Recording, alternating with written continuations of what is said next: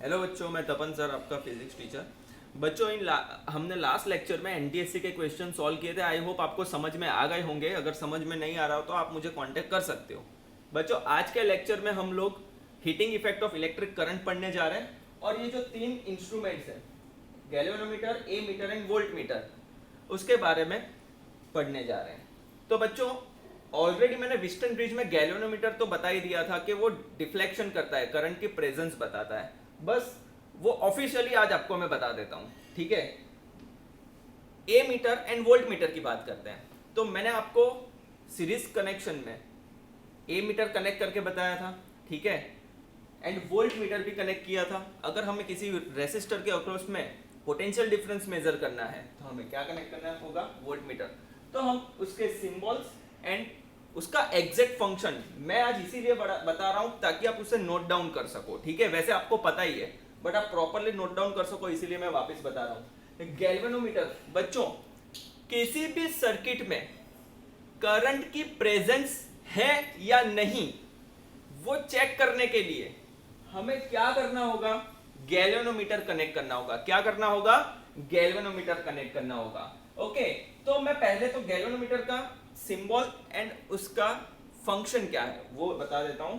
Okay, it is the instrument, it is an instrument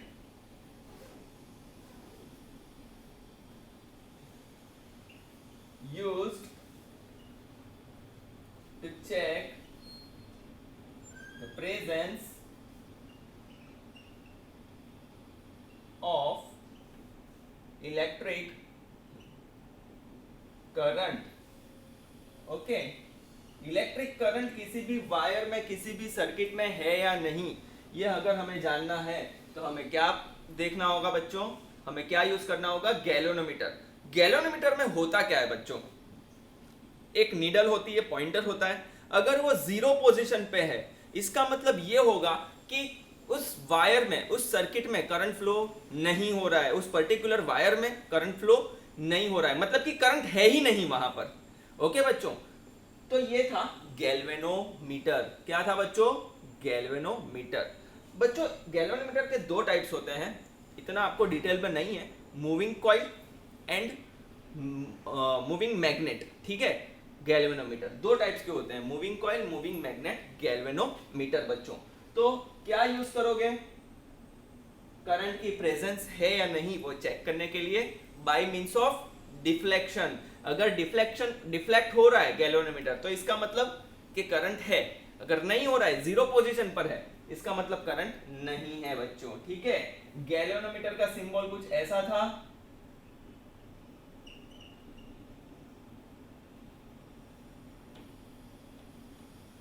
जी, ठीक है। Okay बच्चों, तो ये रहा आपका गैल्वेनोमीटर। बच्चों, मैं ए मीटर की बात करता हूं। To measure the strength of current, to measure the amount of current, we need to use ammeter. Okay, to measure the current, it is an instrument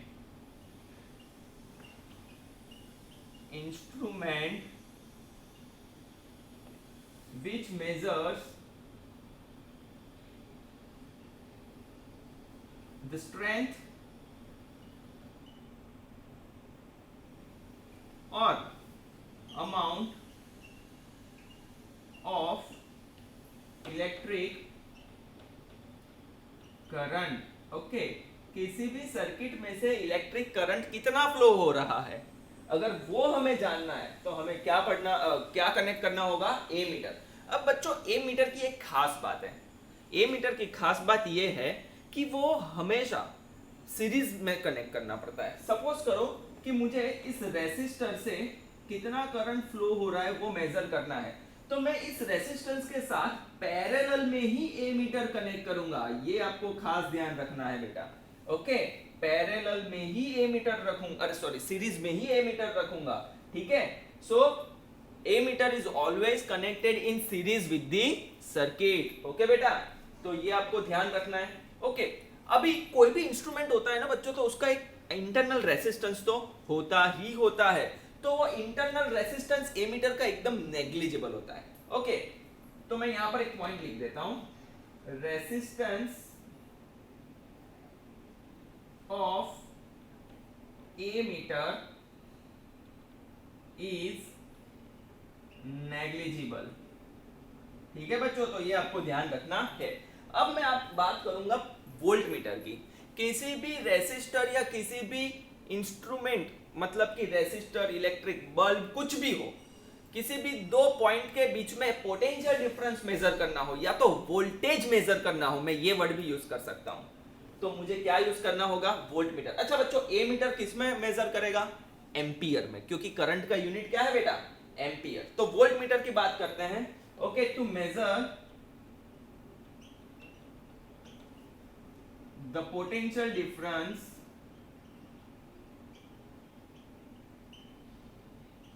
between two points और across the resistor, और across, चलो वो मैं नहीं लिखता हूं, वो आपको आप समझ लेना। To measure the potential difference between two point we need to use voltmeter. Okay, voltmeter का फंक्शन क्या है? To measure the potential difference between two points. Unit क्या होगा बच्चों? वोल्ट। किसमें मेजर करेगा? वोल्ट, क्योंकि बैटरी का वोल्टेज क्या होता है? वोल्ट। किसी भी रेसिस्टेंस के अक्रॉस में वोल्टेज फाइंड आउट करना है तो वो किसमें मेजर करेंगे बच्चों? वोल्ट में मेजर करेंगे। इज इट क्लियर बेटा? ओके, बट अब इसमें एक पॉइंट है।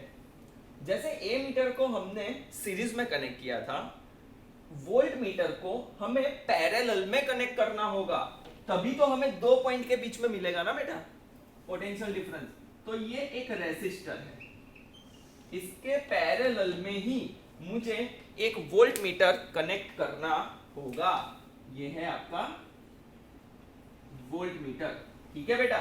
ओके, अब ए मीटर का रेजिस्टेंस नेग्लिजिबल होता है, ऑलमोस्ट जीरो ही मानते हैं, बट वोल्ट मीटर का रेजिस्टेंस हाई होता है, ये आपको ध्यान रखना है। Resistance of voltmeter is high. Resistance of voltmeter is high. Okay, comparatively ammeter voltmeter का रेजिस्टेंस कैसा होता है बेटा? एकदम हाई होता है। बच्चों, आज हम एक नया टॉपिक और पढ़ने जा रहे हैं, heating effect of electric current. Heating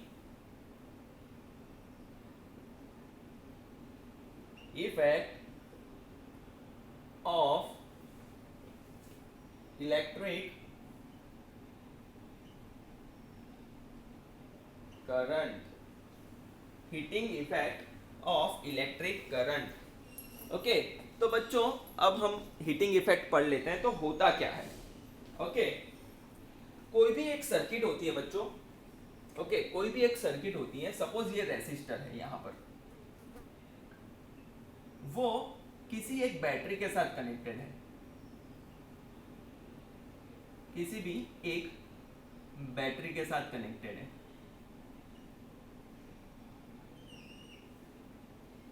ठीक है, प्लस माइनस, ये वोल्टेज V और ये resistance R। Resistance is basically what बच्चों? वो कंडक्टर ही तो है। रेसिस्टेंस क्या है?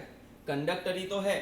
तो हम ऐसा कहेंगे, the effect of electric current due to which, मैं यहां पर लिखता हूं, the effect of electric current, अभी मैं बताता हूं आपको डिटेल में। द इफेक्ट ऑफ इलेक्ट्रिक, बच्चों एक मिनट चेक कर लेता हूं, आपको दिख रहा है ना साइड का? हाँ सही है। द इफेक्ट ऑफ, इसके आगे नहीं निकल पाऊंगा। The effect of electric current due to which it produce heat. Okay, the effect of electric current due to which it produce heat in a wire, it produce heat in the wire is known as, the effect of electric current due to which it produce heat in the wire is called heating effect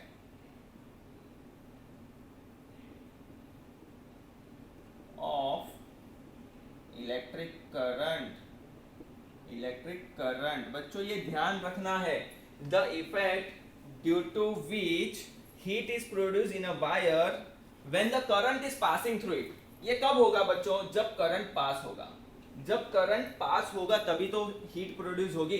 okay, is called heating effect of electric current. बच्चों अब ध्यान से पढ़ना, मैं बता रहा हूं।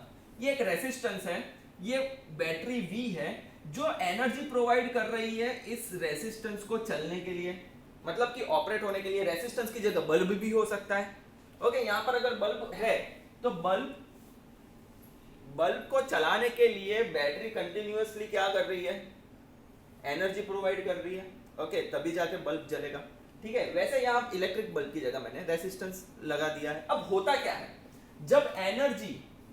जब इलेक्ट्रॉन फ्लो होते हैं, जैसे ही यहां पर मैं एक स्विच अभी ओपन है सपोज करो, तो कोई करंट नहीं फ्लो हो रहा है, पर जैसे ही स्विच क्लोज कर दी तो electron will move from negative terminal to positive terminal. तो ये रेसिस्टेंस के जो एक कंडक्टर ही है एक्चुअली में, तो क्या होगा बच्चों, जैसे इलेक्ट्रॉन फ्लो होंगे इस कंडक्टर से, कंडक्टर के अंदर जो पॉजिटिव आयंस होंगे वो उनके साथ क्या होंगे? कोलाइड होंगे, वो दोनों एक दूसरे से टकराएंगे। उस टकरावट की वजह से एनर्जी क्या होती है बच्चों? यूज होती है। ओके, तो उसके लिए ये वोल्टेज, मतलब कि ये बैटरी क्या करती है? कंटिन्यूअसली एनर्जी इसे दे रही है, बट इलेक्ट्रॉन जैसे ही फ्लो होते हैं वो इस कंडक्टर के अंदर जो पॉजिटिव आयंस हैं उसके साथ क्या करते हैं? कोलाइड होते हैं, और इसकी वजह से एनर्जी डिसिपेट होती है। तो दूसरी एक बात, हमें करंट को मेंटेन करने के लिए तो कंटिन्यूअसली ये एनर्जी प्रोवाइड करनी ही होगी। तो इस एनर्जी प्रोवाइड करने की वजह से अगर यहां पर बल्ब है तो बल्ब इलेक्ट्रिकल एनर्जी को दो टाइप की एनर्जी में कन्वर्ट करेगा। पहली है लाइट एनर्जी, क्योंकि बल्ब चला रहे हैं तो क्या प्रोड्यूस होगी? Light. And second one is heat energy. तो बच्चों यही मैं कहना चाहता हूं, यही तो है हीटिंग इफेक्ट। ओके, क्या होता है, जो इलेक्ट्रॉन्स इस कंडक्टर में पॉजिटिव आयंस के साथ कोलाइड होते हैं, एनर्जी यूज करते हैं, बट करंट को मेंटेन करने के लिए और एनर्जी कंटिन्यूअसली हम इस बैटरी से प्रोवाइड करवाते हैं। उसकी वजह से क्या होता है, जो बल्ब होगा वो ऑपरेट होगा तो वो लाइट एनर्जी प्रोड्यूस करेगा और हीट भी प्रोड्यूस करेगा। तो बच्चों कोई भी इक्विपमेंट होता है, चाहे वो फैन क्यों ना हो, चाहे वो टेलीविजन क्यों ना हो, अगर वो इलेक्ट्रिक करंट की वजह से ऑपरेट हो रहे हैं तो वहां पर हीटिंग इफेक्ट होगी ही, ये ध्यान रखना। तो क्या होता है बेसिकली बच्चों, कोई भी इक्विपमेंट में हीट प्रोड्यूस होती है, किसकी वजह से? ड्यू टू इलेक्ट्रिक करंट की वजह से। इलेक्ट्रिक करंट फ्लो होता है, मतलब कि इलेक्ट्रॉन्स भी तो मूव होते हैं, कॉलिजन होता है, एनर्जी डिसिपेट होती है in form of heat. Okay, तो वो हीट कितनी होती है, किसके प्रपोर्शन में होती है, वो भी पढ़ लेते हैं हम लोग। So first point, heat is directly proportional to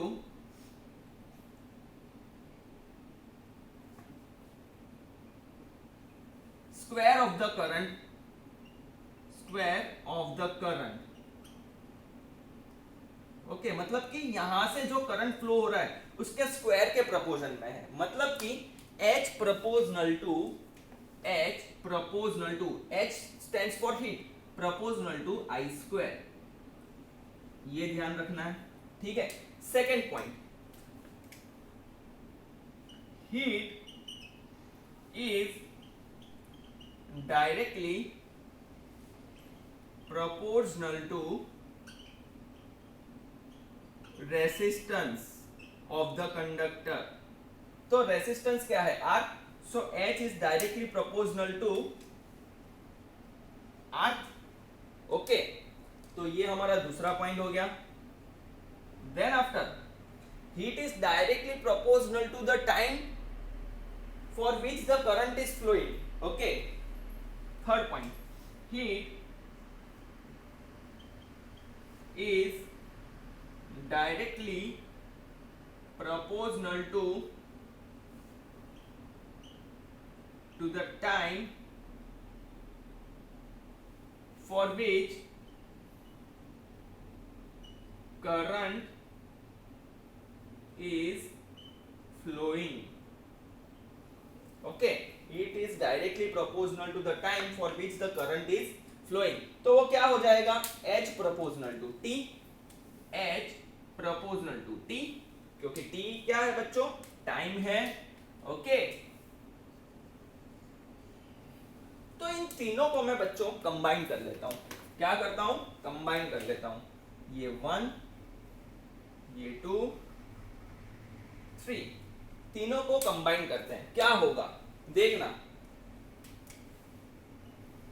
H proportional to I square RT, H is equal to I square RT. अगर हम लोग कांस्टेंट को, ये प्रोपोर्शनलिटी निकालकर एक कांस्टेंट को रखते हैं तो ये क्या हो जाएगा, I square RT upon J, but in terms of calorie, in terms of calorie होगा. ठीक है, इन टर्म्स ऑफ कैलोरी. ठीक है, बट हीट को आप H is equal to I square RT भी लिख सकते हो. वो आपकी बुक के हिसाब से अब मैं समझाता हूं. ठीक है, मैं आपको आपकी बुक के हिसाब से समझाता हूं. ओके, आपकी एनसीईआरटी की. ये मैंने थोड़ा कॉम्पिटिटिव भी बताया और पूरा कंसेप्ट बता दिया. ठीक है, अब बच्चों होता क्या है, पावर, मैं पावर बाद में पढ़ाने वाला हूं, बट ये थियरी चल रही है तो मैं पावर एक चीज बता देता हूं आपको. Power P is equal to V into I होता है. Okay, power P is equal to V into I होता है. इसको मैं पावर की जगह पर H लिख देता हूं, हीट. ओके, तो ये क्या हो जाएगा, sorry, P is equal to V into I मैंने लिखा, तो यहां V की जगह क्या लिख दूंगा, IR, हमारा ओम्स लॉ, इंटू आई, तो ये क्या हो जाएगा, I square R. Okay, but energy is given by, heat energy is given by H, and that will be power multiplied by time. So it will be I square R multiplied by T. So it will be I square R T. तो ये वाला formula हम इस तरीके से भी prove कर सकते हैं और इस तरीके से भी प्रूव कर सकते हैं. ओके, ये जो J है ना, ये जूल्स कांस्टेंट है. क्या है, जूल्स कांस्टेंट.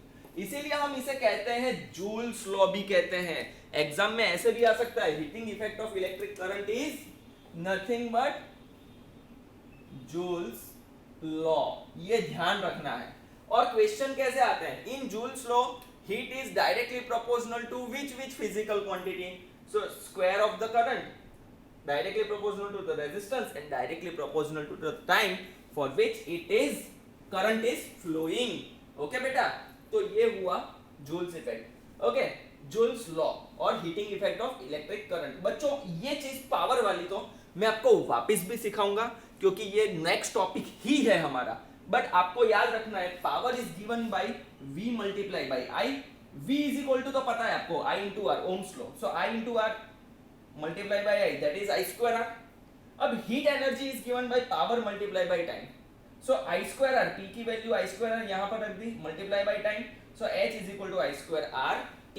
ओके, और ये वाला जो J था, जूल्स कांस्टेंट, ओके, जिसकी वैल्यू होती है 4.18 ओके. तो बच्चों आई होप आपको समझ में आया होगा. बच्चों आपको छोटा सा भी डाउट हो, यू कैन कॉन्टेक्ट मी बच्चों. ओके, आज के लिए इतना ही. Have a good day. Thank you.